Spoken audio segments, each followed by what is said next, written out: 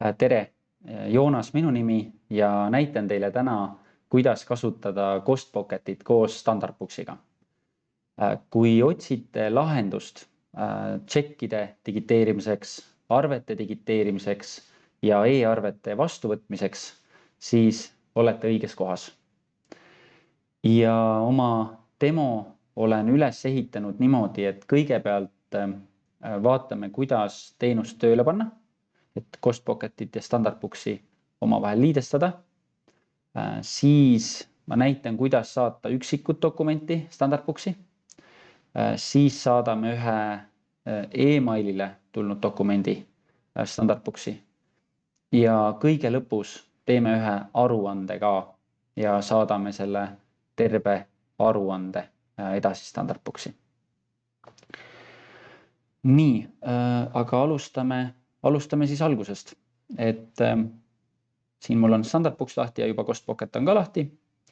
Ja läheme Standardbooksis siis kõigepealt teenuse aktiveerimisse. Selleks tuleb minna moodul, üldine, siis seadistused, e-teenuste seadistused ja muud teenused. Nagu tegelikult juba näete, siis minul on see CostPocket juba aktiveeritud. Kui teil ei ole kontot CostPocketis, teil on Standardbooksis konto olemas, aga CostPocketiga pole veel mitte midagi teinud ja te aktiveerite selle teenuse, siis registreeritakse see sama ettevõtte CostPocketis. Sellele ettevõttele lisatakse liidestus raamatupidamistarkvaraga ehk Standardbooksiga ja teie see e-mail lisatakse CostPocketis administraatoriks. Ja teine võimalus on see, et kui olete juba CostPocketis oma ettevõtte ära registreerinud ja siis vajutate aktiveeri, siis luuakse lihtsalt liidestus Standardbooksiga. Et mitte midagi muud ei tehta. Nii, aga siis meil on siin juba nüüd kõik tehtud. Võime selle kinni panna ja paneme Standardbooksi ka alla praegu. Nii, ja nüüd hakkame siis dokumente esitama. CostPocketi äpp näeb siis välja selline. Ta näeb arvutis ja telefonis samasugune välja. Kui arvutis vajutada tee pilti, siis ta teeb lihtsalt lahti kausta, et lisage dokument. Kui telefonis vajutada tee pilti, siis ta läheb kohe kaamera vaatesse. Ja võib-olla veel huvitav on see, et siit ülevalt saab ettevõtteid valida.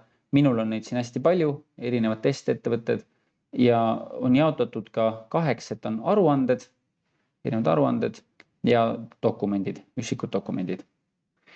Ja alustame niimoodi, et saadame kõigepealt ühe üksiku dokumendi Standardbooksi.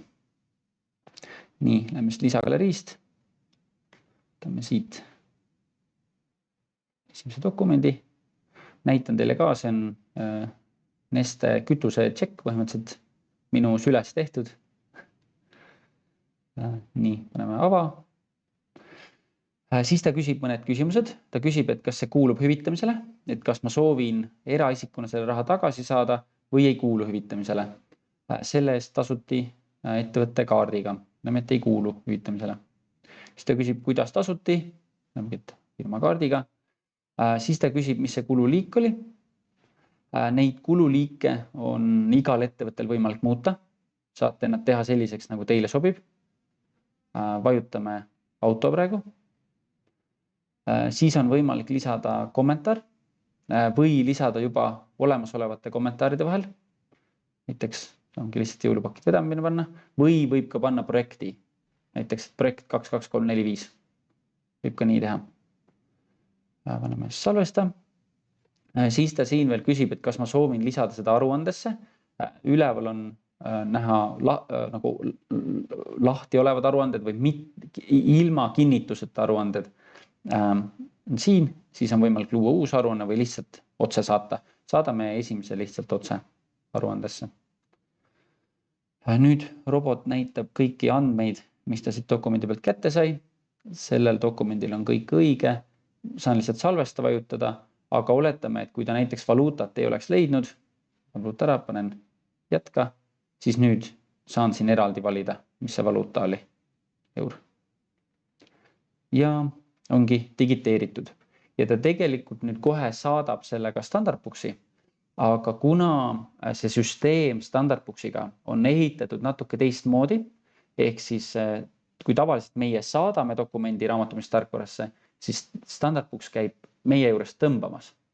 Siis, ja kuna mul ei ole väga palju kontrolli, mis hetkel ta tõmbab, ta võib tõmmata suhteliselt kohe, aga võib tõmmata ka kuskil kuni 15 minuti jooksul, siis ma lähen lihtsalt praegu demoga edasi ja vaatame pärast poole, kuidas need dokumendid on jõudnud sinna Standardbooksi.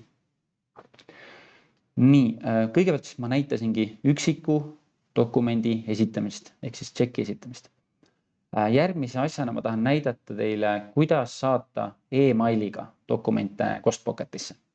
Ehk siis igal ettevõttel Costpocketis, seaded, on selline unikaalne e-maili aadress, et ta tegelikult tavaliselt on teie nimi pluss ettevõtte nimi @costpocket.com ja siia võib julgelt saata kõike, mis teile e-mailil tuleb.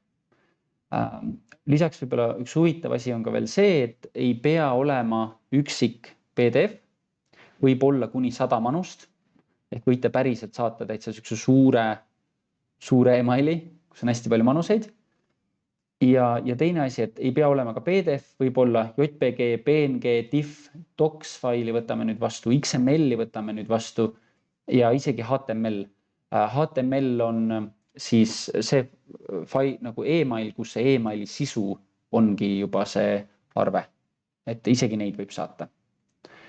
Nii, aga teeme talle siia klõpsu. Nüüd me kopeerisime selle e-maili aadressi, lähme e-maili, lähme lihtsalt forward, lisame selle siia ja nüüd ma saangi ta otse kohe saata või mis ma võin teha, ma võin muuta ka seda pealkirja, sest see pealkiri läheb raamatupidamisse edasi. Näiteks ma võin selle ära muuta ja ma panen näiteks, et tasutud, et see arve on juba tasutud. Ja vajutangi lihtsalt edasta. Nii, nüüd me võime juba siia tagasi tulla uuesti. Nüüd, kui see on, nägite, see neste on nüüd saadetud. Lähme seda hetke pärast Standardbooksi otsima. Ja nüüd, kui me saatsime e-mailiga selle dokumendi sisse, siis nüüd robot hakkab seda digiteerima ja robotil on aega kuni 1 minut seda digiteerida. Ma võin ka teha värskenduse, et ta ühel hetkel jõuab ka siia. Ta juba tegelikult ongi jõudnud siia, aga veel saadetud teda ei ole. Aga lähme Standardbooksi ja otsime selle neste üles kõigepealt. Nii, uuesti siis Standardbooksi. Nüüd lähme moodul ja ostuarved. Nii. Ja nüüd lähme registrid ja tarnija e-arved siia. Nii, ja minu arust uuemad vist tulevad siia alla. Ja teate, mulle tundub, et ka see Sony oma on juba jõudnud. Nii, teeme siis kõigepealt selle esimese lahti.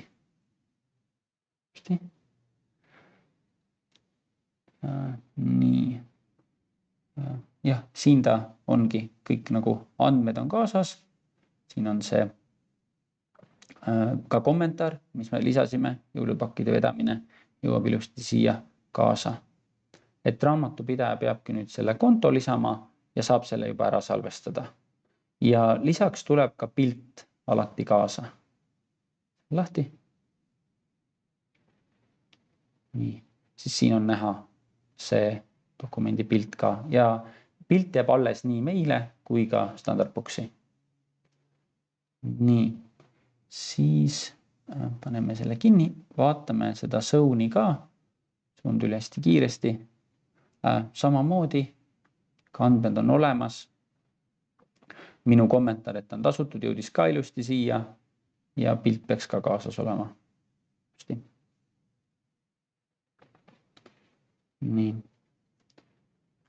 Nii, super. Ja nüüd läheme uuesti siis Costpocketisse tagasi. Need kinni siit praegu. Nii, sellega. Ja teeme ka ühe aruande. Nii, selleks lähme siis aruanded. Uus aruanne. Nüüd kuluaruanne on selline lihtsam aruanne, et seda tehakse lihtsalt, et kui ostate kontorisse mingeid asju, et panete kõik jooksval kuul tulnud dokumendid sinna kuluaruandesse. Ja siia saabki lihtsalt nime lisada ja võite muidugi ka veel, kui tahate, näiteks mingi üksuse nime või midagi veel siia juurde kirjutada. Aga teeme täna lähetusaruande. See on natuke huvitavam. Nii, oletame, et me käisime Soomes. Nüüd ta küsib ka kuupäevi, algus, lõpp. Me oletame, et see on siis eelmise nädalast kuni tänaseni. Minul on see kuupäev formaat natuke naljakas, vist sellepärast, et see arvuti on regatud kuskile, kus kasutatakse sellist Ameerika kuupäeva formaati, kus esimene on kuu ja siis on päev. Tavaliselt peaks olema normaalne formaat. Siis on võimalik lisada lähetuse sisu, et miks te läksite. Lisaks on, et kui tulite või läksite lähetusele õhtul hilja, siis saab panna selle, et siis ta ei arvesta päevarahasi selle eest. Või vastupidi, kui jõudsite hästi vara hommikul, siis ka selle viimase päeva eest päevarahasi ei lisa. Ja on ka võimalik selline asi, et näiteks kui teie ettevõttes ei maksta päris maksimummäära, on võimalik panna ka nagu piirmäär, et kui palju ta päevarahasi arvutab päeva eest. Võtame meie siin praegu selle täissumma. Nii, ja nüüd paneme salvesta. Nii, läks. Ja nüüd ongi see aruanne meil siin olemas ja lisame siia mõned dokumendid alla ja saadame sellega Standardboxi. Ma lähen nüüd natukene kiiremini üle. Näitan teile dokumentiga. Siis üks välismaa check. Nii. Paneme siis, et kulu hüvitamisele. Lihtsalt majanduskulu, kommentaari lisa, salvesta ja lisame ühe veel. Mul on rongipilet. Nii, lisa. Paneme ka, et kuulub hüvitamisele. Paneme transpordi alla. Samamoodi kõik olemas, salvesta. Nii, ja samamoodi võite igal hetkel siit aruandest välja minna, äppi kinni panna, tagasi tulla, uuesti minna aruanded, uuesti selle sama aruande sisse minna, et kogu aeg saate ise lisada juurde. Ja sel hetkel, kui teie ütlete esita, siis see aruanne alles saadetakse nagu raamatupidamistarkvarasse, et ta ise edasi sinna ei lähe. Aga oletamegi, et nüüd see aruanne on valmis, rohkem me ei taha siia midagi lisada. Panen esita. Jah. Nii, nüüd ta saadab seda jälle Standardboxi, nagu siin on ka tegelikult ettevalmistamisel, ehk siis peame natuke ootama, enne kui ta jõuab Standardboxi. Ma räägin teile võib-olla veel ühest asjast. Enne ma näitasin teile seda emaili aadressi, et igal ettevõttel on emaili aadress. Kui te sellele emailile midagi saadate, siis need dokumendid saadetakse otse automaatselt raamatupidamistarkvarasse. Ehk arvete jaoks on see nagu super. Et kõik, mis peab otse minema raamatupidamisse, saatkegi sellele aadressile. Aga meil on ka igal aruandel, võtamegi selle mai aruande näiteks, igal aruandel on ka eraldi emaili aadress. Ehk näiteks kui oletame, et lähete lähetusele, võtate Bolti oma kodust lennujaama ja teile tuleb, Bolt saadab teile arve emailile, siis te saate selle lihtsalt edasi saata sellele aadressile. Ja see aadressi kuju on tegelikult ongi teie lähetuse nimi, näiteks mai 2021, pluss teie nimi, pluss ettevõtte nimi @costpocket.com. Lihtsalt saatke sinna aadressile ja ta tuleb ka teile siia aruande sisse. Nii.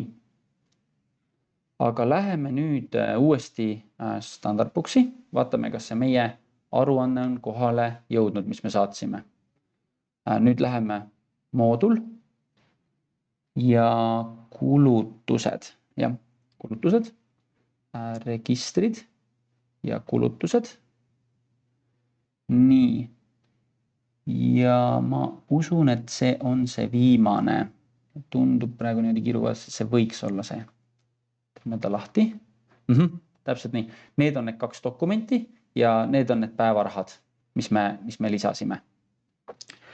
Ja samamoodi tuleb ka aruannevaade kaasa. Näitan teile seda ka.